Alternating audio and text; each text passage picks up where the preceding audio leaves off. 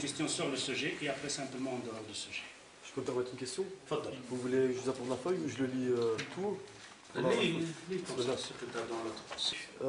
Pourquoi al-Sunnah suivre 4 califes alors que de nombreux rapporteurs, notamment Al-Bukhari dans son Sahih, dans le hadith numéro 7223, concernant le califat, mentionnent le nombre de 12 successeurs, imams ou califes, comme dans la croyance chiite?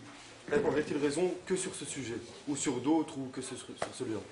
Premièrement, que dans cette... nous, on ne suit pas les 4 khalifes.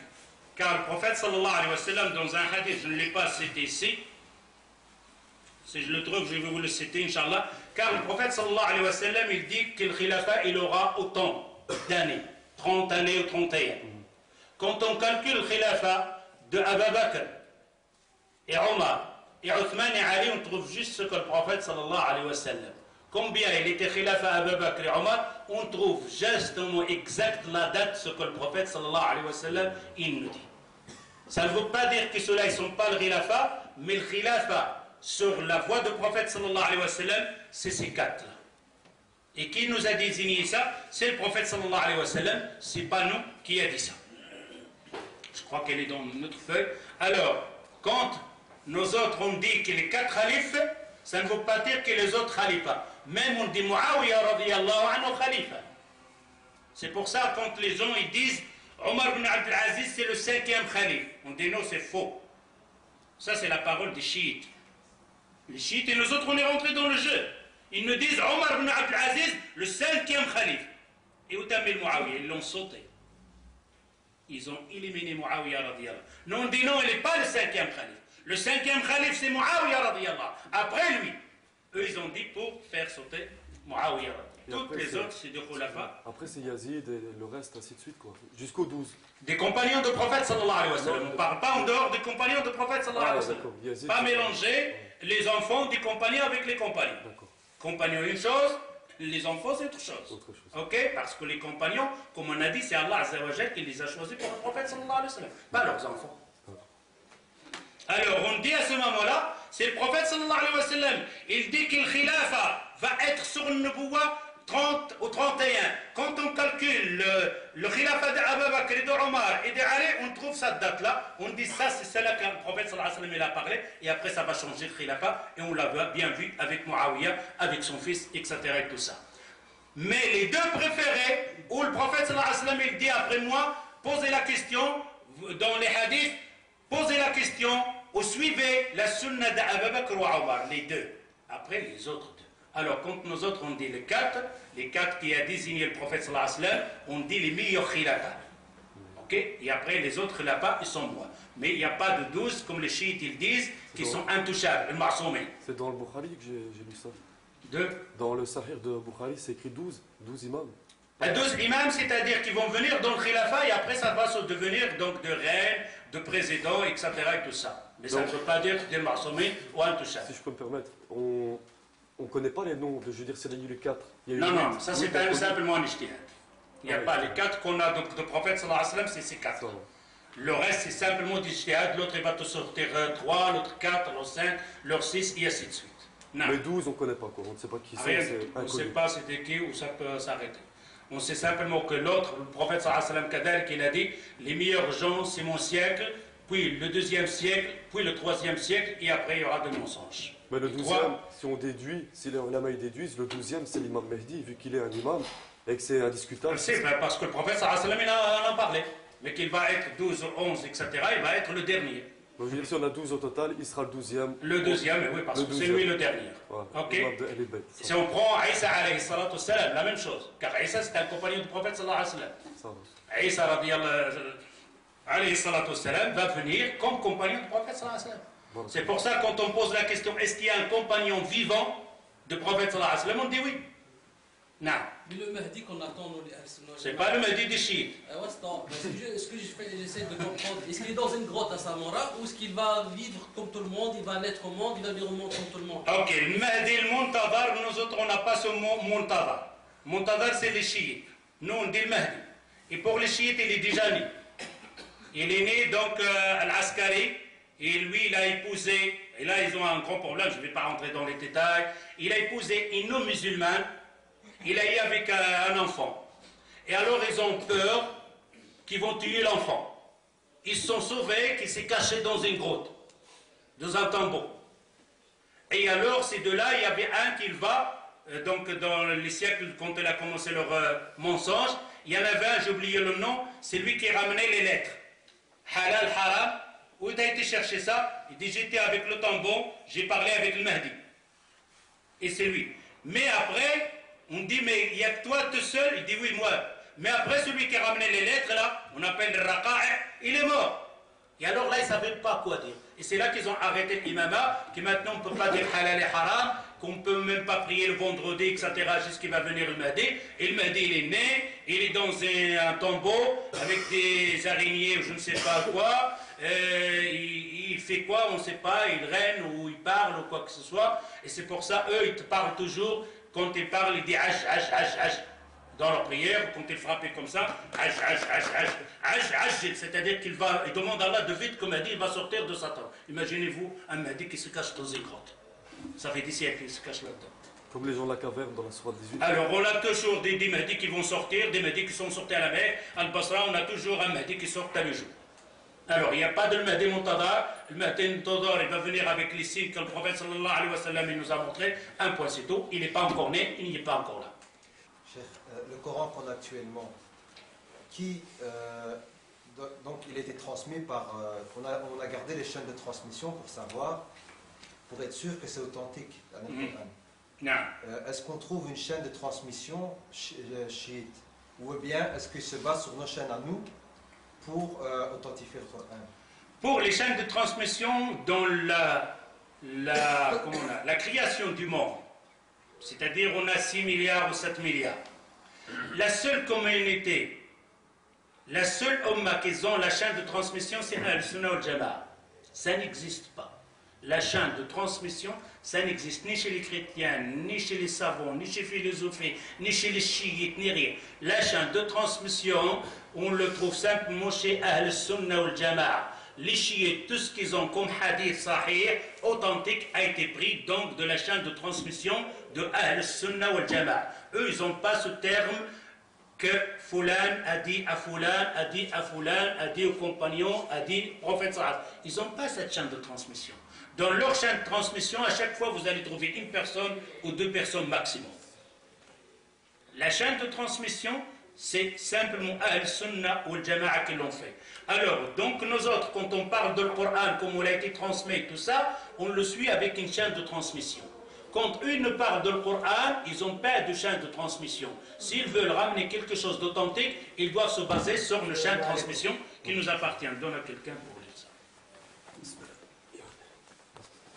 En français, je crois. Est-ce que c'est ça la question? Ou c'est autre chose? Alors, on dit que la chaîne de transmission, le Coran, il est arrivé chez nous par la chaîne de transmission mutawatira. Qu'est-ce que ça veut dire mutawatira?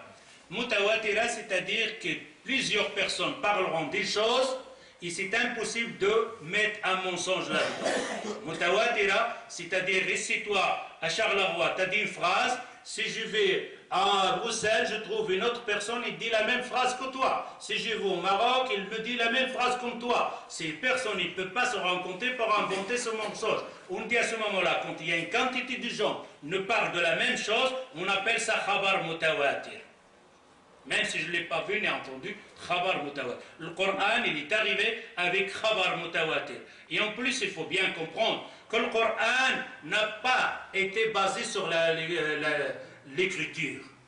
Le Coran, donc la seule religion qui est la parole de Allah, il est transmis par récitation, c'est la religion musulmane. Car Allah Azza wa Jal, quand il a fait descendre le Coran, il a descendu dans une communauté un alphabet. Le prophète, il ne sait pas lire, il ne sait pas écrire. Et la majorité qui étaient autour de lui, c'était comme ça. Alors, pour retenir ce Coran, on le retient avec quoi? Pas avec l'écriture. À l'intérieur, ici. C'est pour ça que tu ne trouverais pas une communauté réciter le Coran complètement par cœur, excepté les musulmans. D'ailleurs, même un juif, il est rentré chez le Ma'moum. Le calife al-Ma'moum, Et le Ma'moum, il faisait des rencontres. Et parmi les juifs, il parle l'arabe bien. Et le Ma'moum, il dit, si tu deviens musulman, machallah, toi, la langue arabe. Il dit, non, je suis juif. Khalas, il est parti, il a fait son discours, etc. sur le religieux, il est parti. Un an après, il est revenu dans la rencontre. Et le juif, il est là. Et quand il a parlé, il dit, sallallahu alayhi wa sallam. Le Ma'moum, il dit quoi? Tu es devenu musulman? Il dit, oui. Ashhadu an la ilaha illallah. Il dit, comment? Qu'est-ce qui s'est passé? Il dit, en sortant de chez toi ici, j'ai réfléchi, je dis, pourquoi il me dit, notre religion, elle est mieux que... Il dit, alors, comme je suis quelqu'un qui sait écrire, il a l'écriture, et je connais l'arabe, j'ai écrit 3 évangiles, et 3 Taurat et 3 Coran. Il les a écrits. Pendant un an, lui, il écrit. Il a fait sortir 3 nusra, 3 copies de le Coran et de l'Injil et du Taurat. Il dit, mais alors j'ai modifié des versets dans l'Injil, le Taurat et le Coran. Dans les 3 livres, il a changé des phrases, des paroles. Il dit, quand j'ai rentré avec les 3 Taurat dans une synagogue pour les vendre, ils l'ont regardé, ils l'ont lu, machallah, l'écriture, ils l'ont acheté, je les ai vendus. Il dit, j'ai rentré à l'église, j'ai vendu les 3 Injils. Et il dit, j'étais à la mosquée pour vendre le premier, il dit, il est modifié, falsifié. Il dit, mais c'est pas possible. Il dit, comment? Eh bien, il dit, je vais te le réciter ce que tu as écrit là, complètement. Par cœur. Et l'autre va te le réciter comme moi, mais pas comme ça. Falsifié. Il dit, je dis sur le Coran, il est protégé. Ashhadu an la ilaha illallah, ashhadu anna Muhammadan rasulullah. Voilà, c'est tout. Le test. Le seul qui a le Coran non modifié, c'est notre Coran. Non. Là, la question française. Faudel parce qu'il ne reste pas de temps. Donc il y a une femme qui demande, si on a une personne dans la famille qui est chiite, faut-il couper le lien de famille? D'ailleurs, tu es en retard. Tu t'entends pas. Vous avez un chiite dans la famille. Le chiite que vous avez dans la famille, il dit que votre maman c'était prostituée. Vous faites quoi? Regardez si vous allez couper les liens, oui ou non. Il y a des chiites qui disent pas ça. Quoi? Il y a des chiites qui ne disent pas ça sur Aïcha. Les chiites, d'abord, ils ont un tokia. Encore un autre problème. La dissimulation. La dissimulation, comment je vais savoir? Tu es chiite, j'aide. Car même c'est pour dialoguer avec, ça ne va pas parce que lui, parmi les piliers, je peux mentir pour cacher. Alors si toi, par un pilier, si tu mens pas, tu fais pas l'hypocrisie, tu n'es pas un musulman, qu'est-ce que je vais discuter avec le chiite? Je le mets de côté, khalas, chiite, khalas, force. C'est Halal qui est tué, par exemple. Ah ça c'est l'amir, c'est lui qui s'occupe. Comme Mohamed Sadis maintenant il a commencé à aller stop, c'est magnifique. Au Maroc, ça. Au Maroc, oui, en Égypte aussi. Mohamed VI, il fait ça. Il tue les chiites. Non, il ne tue pas. Tous les livres de chiites doivent être brûlés. Mais il ne tue pas les chiites, parce que Non, c'est pas bon ils ne musulman. peuvent pas. Non. Parce qu'il faut bien savoir que les ulama, il dit, ceux-là qui sont mécréants, c'est les ulama des chiites, pas les simples. Les simples, les gens comme nous, on ne peut pas leur dire café. Il faut d'abord lui parler. S'il insiste à ce moment-là, il devient café. Moi, je suis chiite, je ne suis pas mécréant, d'après vous, de ce que vous pensez. Non, si tu n'es pas imam, cher, tu ne connais pas la connaissance, tu restes musulman, juste que je mets sur toi la preuve. Je veux connaître. Donc, si moi, je vais étudier les sciences de la religion, plus je vais étudier, plus je vais être mécréant, alors, c'est ça? Ah non, si tu étudies vraiment la vérité, Oui. tu vas trouver que le chiisme, ce n'est pas une religion. C'est l'islam, c'est le courant de l'islam, comme les soufis, il y a les salafis, il y a tout, il y a boire et à manger dans l'islam. Donc moi je suis chia, alhamdoulilah, mais je vous promets, je ne me reconnais pas une seule fois dans ce que vous avez dit. Oui, parce que c'est la mère des croyants, parce que tu ne connais pas tes chouyours. Tu as un chir. Nous on a des chouyours. Pose la question à Sistani. Fadlullah il a dit que c'est interdit. Sistani ou Fadlullah? Fadlullah et Sistani, on peut suivre plusieurs. Ah ben lis dans les livres de Sistani l'insulte à Aïcha. Ben, il faut montrer les livres. Moi, il y en a plein. J'aime bien avoir les livres devant moi. C'est comme ça. Donc, retourne à leurs livres, leurs anciens, te dit à Sistani, est-ce que ça c'est votre chouyour? Est-ce qu'il insulte à Aïcha? Vous pouvez l'enlever. Mais c'est quoi une insulte pour vous? Est-ce que par exemple, si moi je ne prends pas comme autorité une personne, est-ce que je l'insulte? Je laisse comme ça? Non, on parle que lui, Aïcha et Omar, ils sont apostasés. Enfin, moi j'ai rien entendu de tel. J'ai entendu les chiites le dire, j'ai entendu les chiites le dire. C'est les chiites qui ne prient pas, qui boivent l'alcool, qui fument, qui vont voir les femmes. Non. À la mosquée, tu vas à l'internet, tu fais à la mosquée, tu vas voir la prière, leur grand livre. Ne cherche pas. Je suis souvent à la mosquée chiite, tous les semaines. Tu ne vas pas à la mosquée, regarde leurs livres, le marajir, leurs livres, leurs savons, les grands savons, que le café, c'est là que tu dois chercher. Et à ce moment-là, quand tu leur dis ça, c'est vos livres, oui. Vous devrez enlever ça. C'est ce qu'on leur dit, enlevez ça. Ils disent non. Au contraire, ils les impriment, ils les vont encore mettre, non. Et là, je ne dis pas. Mais pourquoi vous continuez à imprimer ça? Arrêtez ces livres-là. Arrêtez ce qu'il a dit le Kafi. Arrêtez ce qu'il a dit dans l'autre livre. On le laisse. Et si vous le laissez, vous les vendez, vous restez toujours la même chose. Je peux encore poser une dernière question. Yallah, une question, dernière. Dans ce que j'entends, donc les chiites, ce qu'ils me disent, j'ai déjà posé la question quand je suis devenu chiite, j'ai été sunnite. Toi, tu dis Ali radiyallahu anhu. Sur Ali. Ouais. Ali, je dis, Radiyallahu anhu. Dieu l'agrée, la paix sur lui. Abu Bakr aussi. Moi j'ai alayhi salam sur Ali, hein, sur l'imam Ali. Ok. Radiyallahu Abu Bakr. Sur Abu Bakr, que Dieu rétribue ce qu'il a fait, que Dieu le Tu rétribue. dis pas radiyallahu anhu. Je dis que Dieu rétribue ce qu'il a fait. Allah Azza wa Jalla dit radiyallahu anhu. Je suis, écoutez, moi je vis en 2009. Mais le Coran que je dit cite. quelque chose, j'ai dit le même que le Coran. Mais il a dit radiyallahu anhu. Tu viens, je vais citer Si qu'Allah. le Coran dit ça sur. Je viens de le Eh citer. bien voilà. Tu que dis radiyallahu anhu. Abu Bakr soit agréé par Allah, tout puissant. Voilà, c'est bon. Ah.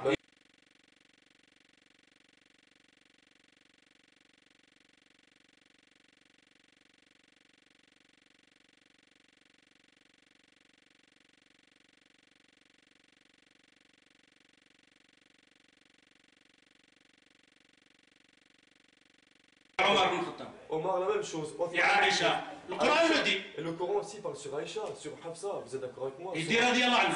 Surat 66, versets 3 et 4, 5 et 6. Vous le connaissez par cœur, vous êtes les musulmans, ils connaissent le Coran par cœur.